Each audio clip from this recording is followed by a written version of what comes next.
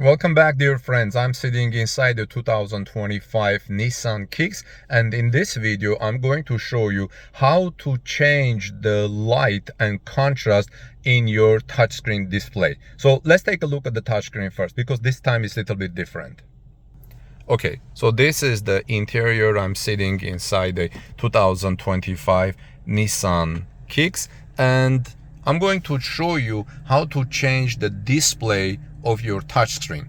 Okay, the way you do it, it's very simple, but it's a little bit differently. You may be looking for these buttons here to find the settings, but it's not necessarily on the left side, which they used to be in the past in different vehicles. It's rather right here. You see on that screen's upper right corner, you see the display button. We're going to not the display, we're going to click on the settings button.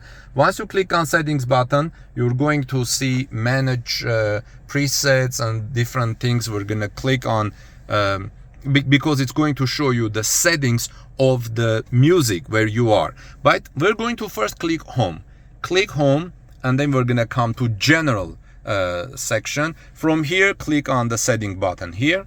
Okay, now you see we have a different screen. Okay, so always go from home, click on the general settings. Okay, we're clicking on the general settings, and here we go: display, language, unit, keyboard type, return all settings to default. So we're gonna click on display. Okay, and here we go. You can see that in my case the display is turned on, but you can change the brightness by clicking on the minus or plus buttons here. But if you click it too much on the minus, it will become very dark. You see? Okay, you see my display became very dark. It's hard to see. Okay, looks like I have to go to settings again. It's very hard to see. Click on general again. You don't see it. I hardly see. Click on display. Okay, and then here I can see the plus button. You can hardly see it. Now when I click it, okay, it will start coming back. Okay, here we go. So you see, this is how you change the brightness of your display button using this or that.